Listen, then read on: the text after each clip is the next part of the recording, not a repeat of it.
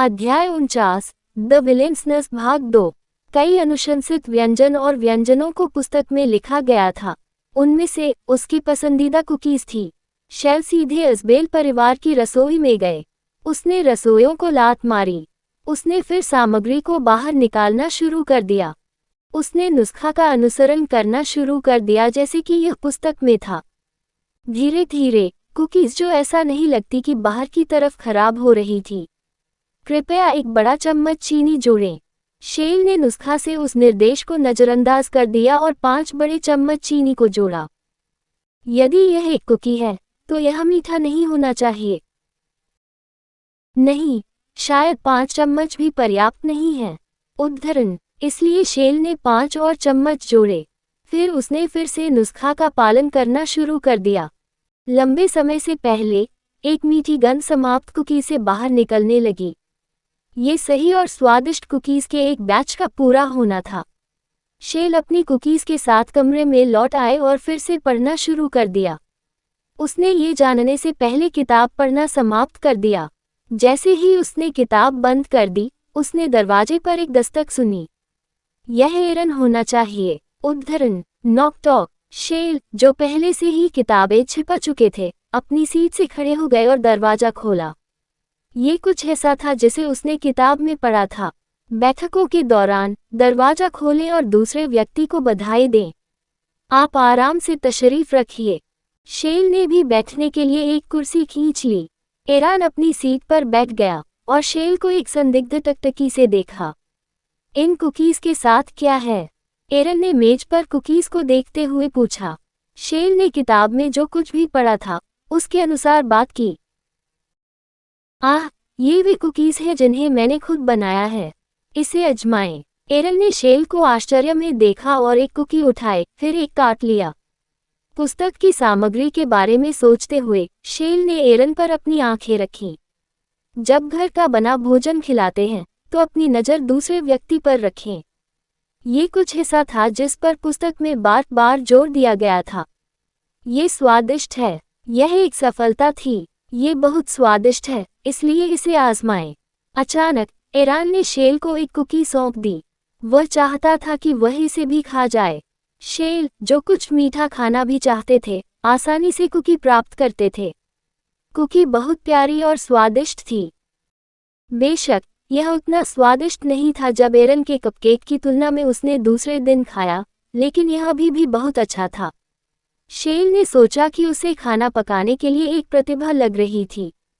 Cookies का batch धीरे धीरे गायब हो गया, इससे पहले कि वह ये जानती थी।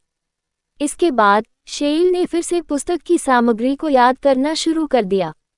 आगे क्या करना है? जब कुछ नहीं करना है तो दूसरे व्यक्ति पर नज़र रखें। अब उसे एरन पर नज़र रखना था। एरान भी शेल को एक अभिव्यक्ति के साथ देख रहा था जैसे कि वह संदेह में था।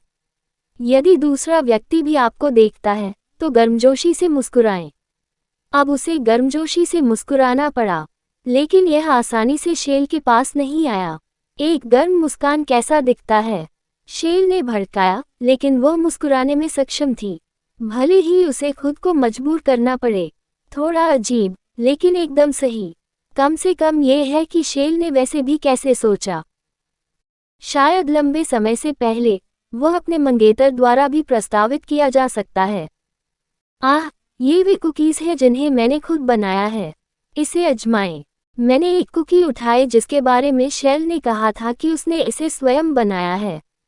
मुझे ये सोचकर थोड़ा असहज महसूस हुआ कि शेल ने इसे स्वयं बनाया है, इसलिए मैंने सावधानी से कदम उठाया।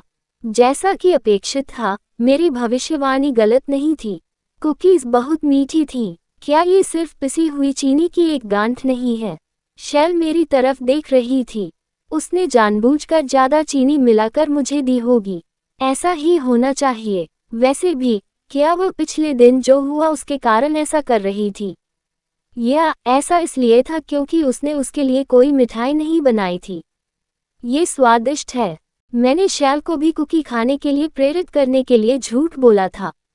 ये दुष्ट स्त्री मेरी बातों में आकर ये बेस्वाद कुकीज़ भी खा लेगी।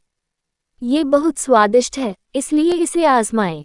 मैंने उसे स्वादिष्ट बताते हुए एक कुकी थमाई और शैल ने भी उसे उठा लिया।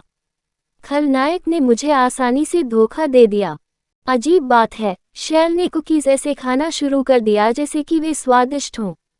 क्या वह मुझसे न हारने के लिए नाटक कर रही है? मैं नहीं बता सका। अचानक कुकीज गायब हो गईं।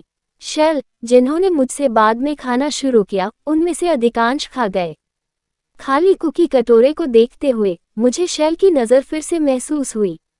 शैल मेरी तरफ देख रही थी। नहीं, वो घूर रही थी। क्या ऐसा इसलिए है क्योंकि उसने आपको कुकीज खाने के लिए मजबूर किया? अगर ऐसा था तो हम बीच में ही रुक जाते तो बेहतर होता। मैं शैल के सोचने के तरीके को समझ नहीं सका। फिर शैल, जो मुझे घूर रहा था, अचानक भौहें चढ़ गईं। उसके मुंह के कोने ऊपर गए और फिर नीचे। इसे कई बार दोहराने के बाद शैल के होठों से जो निकला वह एक व्यंग्य था। खलनायक मुझ पर व्यंग्य कर रहा था।